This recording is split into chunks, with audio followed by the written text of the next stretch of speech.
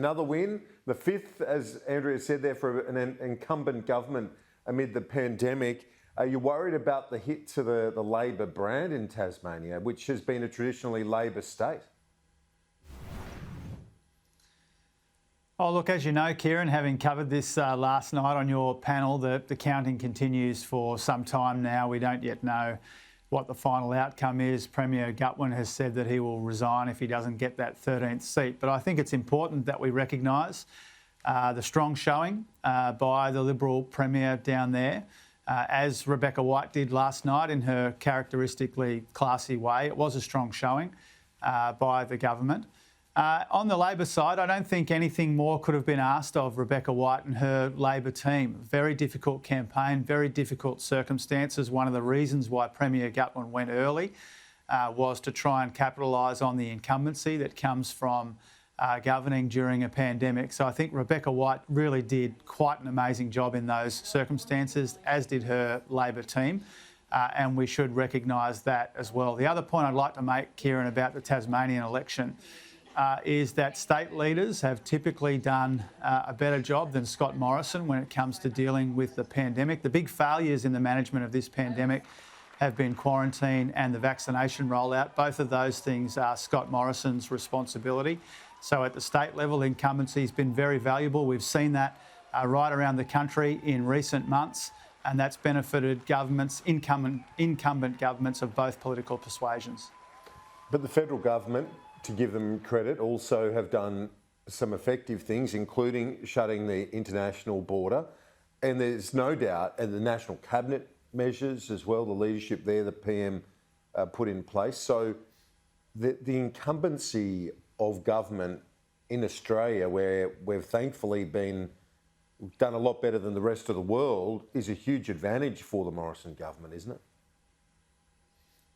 Well, first of all, we should have done much better than the rest of the world, and that's a credit to the Australian people who did the right thing by each other and limited the spread of the virus.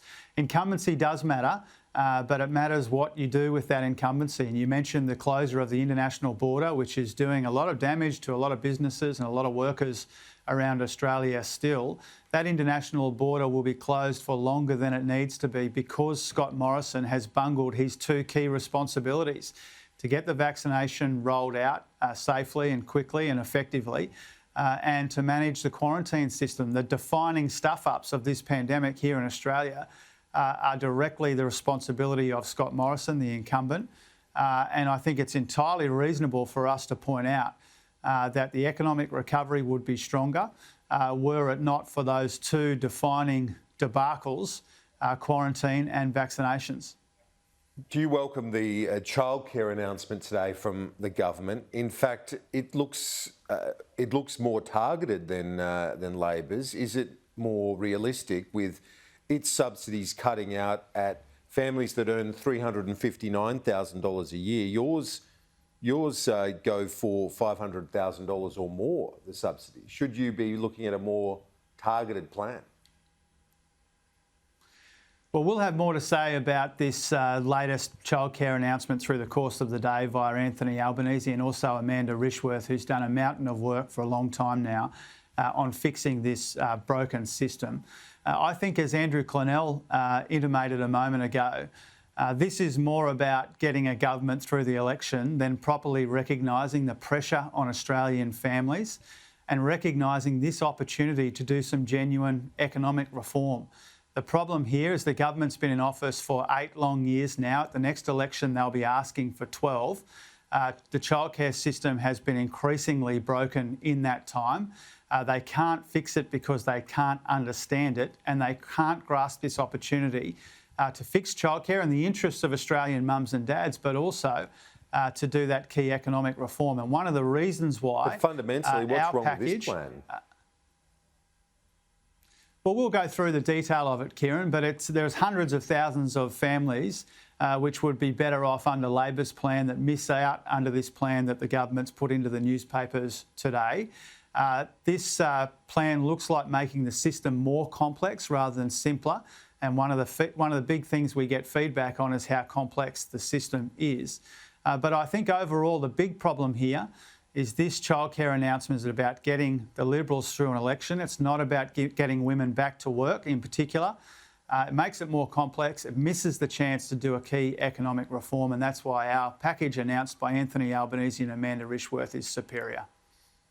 Now, on the budget recovery, the economy recovery, it's firing at the moment. The budget recovery, the Treasurer says the fiscal repair will be put off until we're over the crisis. I'm sure you would welcome that approach. But on JobKeeper, in the fortnight after JobKeeper ended, he said in his speech this week that 46,000 people came off income support, so either found employment but came off income support from the government. So rather than hundreds of thousands of jobs lost, that this transition has gone smoothly. Do you give him credit for that? Well, there are a couple of elements to your question, Kieran. When it comes to the economic recovery, again, the credit for that belongs to the Australian people for limiting the spread of the virus.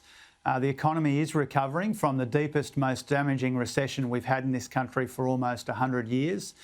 That recovery is welcome, it's pleasing, it's expected, but it's also uncertain and uneven and patchy. We need to recognise that there are still almost 2 million Australians who can't find a job or can't find enough hours to support their loved ones. The Treasurer has been talking about those JobKeeper figures. What we've said all along is that in pockets of Australia, the Treasurer's cuts to JobKeeper will hurt. I think if he's denying that, then he's even more out of touch than we feared. Jobs are being created elsewhere in the economy, and when that happens, we welcome it. Those are pleasing developments. I think when it comes to the recovery, well, it remains to be seen, Kieran. I think if you ask some of those tourism operators in Cairns that we've been spending time with, they won't consider the recovery to be a smooth one. For a lot of people in this country, it still feels like a recession, even as the economy recovers in aggregate. That economic recovery would be much stronger were it not for the Prime Minister's fumbling of the vaccine rollout and quarantine. The recovery would be stronger if the Treasurer hadn't bungled the JobMaker hiring credit scheme. He said there'd be 450,000 jobs created. Instead, there were 609 jobs created at the last count. And the budget would be stronger if it wasn't riddled with rorts and weighed down with waste, like JobKeeper payments for already profitable companies that didn't need it, all the money wasted on marketing and political advertising and jobs for mates. For all of these reasons, we think it's important to recognise the economy's recovering. That has consequences for the budget, and that's a good thing. But the recovery would be stronger were it not for these mistakes that the Prime Minister's making on quarantine and vaccinations. And on the fiscal strategy, to wait till we're beyond the crisis, to focus on an unemployment rate below 5% as opposed to 6%, you obviously would see that as the right approach, wouldn't you? Well, we've been saying for some time, as have all of the credible economists, that if we want to get that wages growth that's been missing over the past 8 long years of this Liberal government, then we need to get much closer to full employment. We've said for some time that now is not the time to flick the switch to austerity. It's hard to take the Treasurer seriously on these matters. It was only a couple of weeks ago that he was intimating that unemployment just under 6 was good enough. He's the guy that printed the back in black mugs. He's the guy that was saying that debt at $200 billion was a disaster. Now that it's north of $1 trillion, that it's manageable and sensible and prudent. We all know what's going on here. And again, Andrew Cornell, I think, hit the nail on the head a moment ago. All of this shift in rhetoric is more about getting the government through an election, not about creating good, secure, well-paid jobs for Australians, particularly those 2 million who don't get a look in. And that's what explains the shift over in rhetoric that we saw during the course of last week. Almost out of time, just quickly, the 13 former Liberal MPs staff has given jobs. Are you saying that those people that the government have appointed to various commissions and bodies are not equipped to do those jobs? What's your problem with that? Because it tends to be something that happens across the board in politics. Well, we've had an extraordinary year of appointment of the Prime Minister's political mates. When the Prime Minister and Treasurer said that they're focused on jobs, what they really mean is they're focused on these jobs. for people associated with the Liberal Party. At a time when almost 2 million people can't get work or enough work and they can't get a look in, the Prime Minister and the Treasurer are focused on these well-paid taxpayer-funded jobs for their mates. Okay. And I think people will be very unhappy when they read that. Jim Chalmers, appreciate your time. Thanks for that. Thank you, Kieran.